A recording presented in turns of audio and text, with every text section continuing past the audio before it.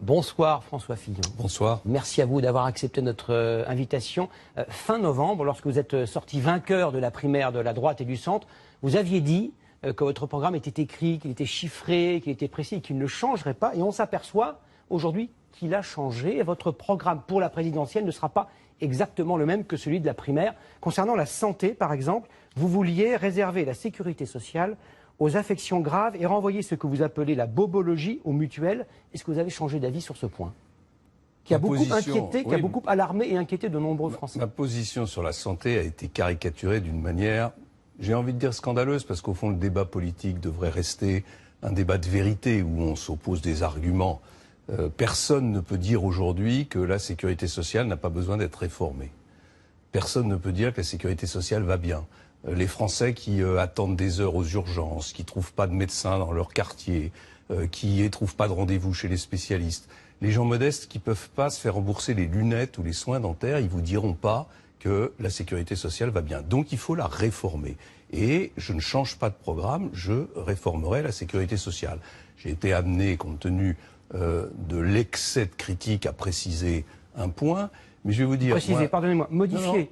Non, vous disiez, cela passe par un panier de soins solidaires dont sont exclus les soins de confort et la bobologie. 25 novembre dernier. Mais c'est déjà le cas aujourd'hui. Les mutuelles prennent en charge un certain nombre de dépenses, d'autres sont prises en charge par la sécurité sociale. Tout ça se fait dans le plus grand désordre, avec d'ailleurs beaucoup de gens qui souffrent de ne pas être suffisamment remboursés. Donc je vais remettre de l'ordre dans cette situation.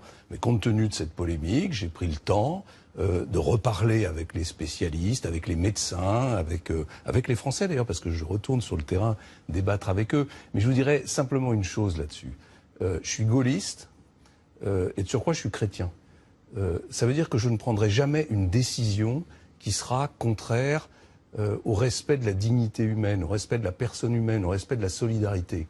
Il y a quelques jours, hier, on a appris avec douleur la disparition de François Chérèque, l'ancien secrétaire général de la CFDT. C'est avec lui que j'ai fait une réforme des retraites qui non seulement a permis de sauver le régime de retraite par répartition, que la gauche avait laissé dériver, mais qui a permis à des centaines de milliers de personnes, dont certaines nous écoutent sans doute ce soir, de partir en retraite anticipée parce qu'ils avaient commencé à travailler à 14, à 15, à 16 ans. Voilà, moi j'ai un bilan en matière de réforme sociale, et donc ceux qui aujourd'hui veulent caricaturer mon programme en le présentant comme brutal ou comme une purge, comme vient de le dire à l'instant le Premier ministre, usent d'arguments qui sont des arguments, au fond, qui disqualifient un peu le débat politique. Alors, sur le mot brutal, la brutalité, vous avez évidemment remarqué, François Hollande et Marine Le Pen, sans se concerter, j'imagine, lors de leur vœu du 31 décembre, ont l'un et l'autre utilisé cela.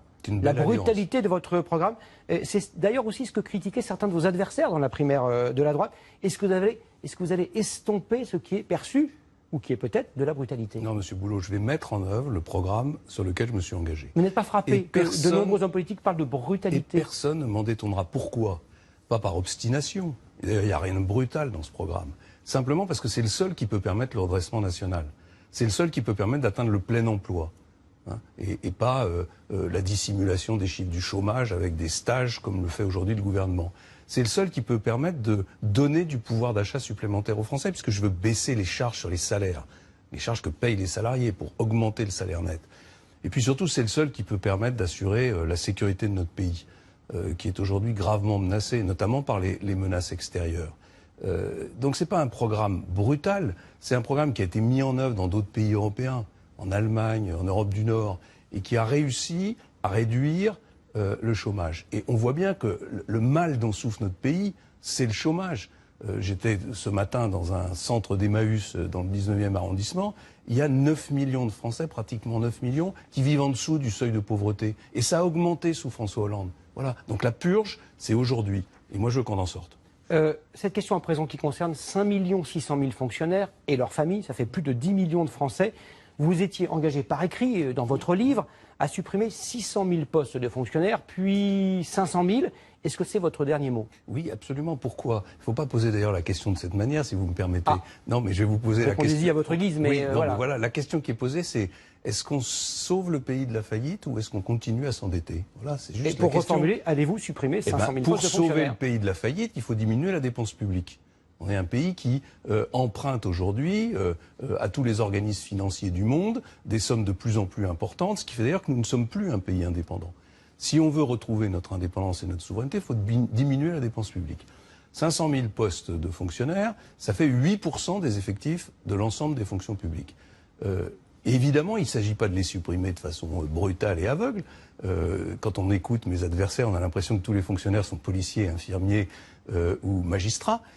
Ou enseignants. Il s'agit, par exemple, les collectivités locales ont recruté 1 million de personnes depuis le début de la décentralisation.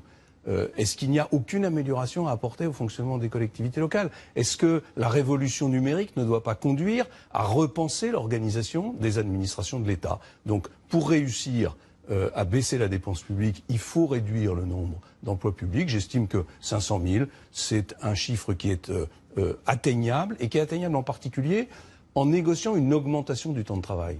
Parce que on ne va pas rester éternellement le pays qui dépense le plus en termes de dépenses publiques au monde, quasiment, ou en tout cas en Europe, et celui qui travaille le moins. On voit bien que ça conduit à un échec et ça conduit à un désastre. Je voudrais qu'on parle de votre campagne. Sur votre site, que l'on peut consulter, vous êtes engagé à nommer, dès le lendemain de votre victoire à la primaire, c'était le 27 novembre dernier, les 4 principaux ministres appelés à conduire les réformes. Vous ne l'avez pas fait. Pourquoi? Où sont ces 4 éminentes personnalités? Monsieur Boulot, on est le 3 janvier. Et vous aviez dit au lendemain du 27. Le lendemain, c'est une notion qui peut aller de la primaire jusqu'au début, jusqu'à la veille de l'élection présidentielle. Vous allez le faire? Bien sûr que je vais le faire, mais pourquoi je veux le faire? C'est pas par goût d'utiliser des méthodes différentes des autres. C'est parce que je veux que dès le 1er juillet, si les Français me font confiance, on puisse lancer immédiatement 3 grandes réformes, sous forme d'ordonnances pour certaines ou sous forme de projet de loi. Une sur la sécurité publique, une sur le travail, en particulier pour en finir définitivement avec les 35 heures, et une sur la fiscalité. Donc il faut que les hommes ou les femmes qui vont conduire ces réformes soient prêts. Je vous dis aujourd'hui... Vous allez les nommer quand? Je vais le faire. Je ne connais même pas encore mes adversaires socialistes de cette élection, donc laissez-moi un tout petit peu de temps pour le faire. Mais ce que je peux vous dire, c'est que dès aujourd'hui, il y a des équipes autour de moi qui travaillent à la rédaction de ces ordonnances et de ces projets de loi. Un mot sur Emmanuel Macron. Il séduit, on le voit, une partie de vos électeurs, ceux qui sont libéraux, mais qui considèrent que vous, François Fillon, vous êtes trop libéral. Est-ce que ça vous inquiète? Oui, enfin, Emmanuel Macron, c'est surtout un problème pour la gauche. Il va y avoir... pour vous? Non, je ne crois pas. Il y aura 3 candidats à gauche. Voilà. Et dans le système de scrutin à 2 tours qu'est le nôtre, 3 candidats à gauche, c'est quand même pour la gauche une sacrée menace de ne pas être au second tour. Emmanuel Macron, quand il aura un programme, je le commenterai. Pour l'instant, j'en ai pas vu. Et donc, la seule référence qui est aujourd'hui devant les Français, c'est ce qu'il a fait avec François Hollande. Et on ne peut pas dire que ça a été très réussi. Pour être élu président, il faut un slogan, il faut une promesse qui touche tous les Français, y compris ceux qui a priori ne sont pas de votre bord. On se souvient en 2007, Nicolas Sarkozy, travailler plus pour gagner plus. Quel sera votre slogan pour 2010? Moi, je veux pas de slogan, Monsieur Boulot. Il n'y aura pas de slogan. Je veux pas de slogan. Vous serez le candidat sans slogan. Je veux être le candidat de la vérité, d'abord. Mais un slogan n'est pas forcément mensonger. Enfin, souvent, c'est une création de communication. Donc, je veux être le candidat de la vérité. Et surtout, ce que je veux, c'est être le candidat d'une France forte. Je veux une France forte. C'est un slogan. Alors, c'est un slogan, si vous voulez. Une France forte, mais je le dis déjà depuis le début de la campagne des primaires de la droite et du centre. Parce que je veux une France qui protège les Français. Vous voyez, il y a quelques jours, on a appris qu'un djihadiste avait été condamné à 7 ans de prison. Quelqu'un qui fait la guerre contre nous est condamné à 7 ans de prison, sortira sans doute dans 3 ans et demi, a déjà dit qu'il recommencerait.